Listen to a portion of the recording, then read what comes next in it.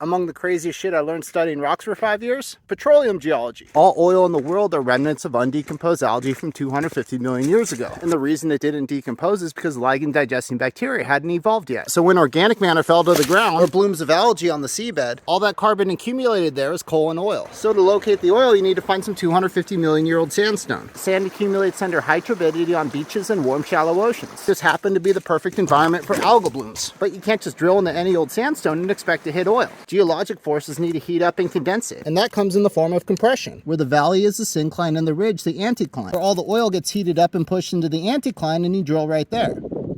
Anticline. Oh shit, look at this, sandstone capped with shale. That's a sea level change that went from shallow water to deep water and confines the oil into the sandstone so we can get after it later. And as for the politics of Santa Barbara oil drilling, it's spicy. Because in the late 60s, an oil rig got its bit stuck and they pulled it up so hard that it spewed oil into the ocean for a couple weeks. And all the old money in the Montecito Hills didn't like that and they started the Save the Whales movement. Now arguably they were more concerned about their white sand beaches than the whales, but who am I to judge? And despite having spent tens of millions of dollars and birthed the modern day ecological movement, those oil rigs are still there. It just became a lot harder for anyone else to drill. And it's not like oil production's all bad. Oil drilling literally saved whales from extinction, and there's more forests in the world than there was 100 years ago. Because 7 billion people require energy to exist on this earth. And is petroleum a perfect field? No, because I can't own my own off-grid oil well and refinery. But with solar and battery technology, I can. Petroleum and coal are serving as our bridge fuels until we develop the technology and infrastructure where everyone can just power their own lives and not be helplessly dependent on one of 3 energy conglomerates. There it is.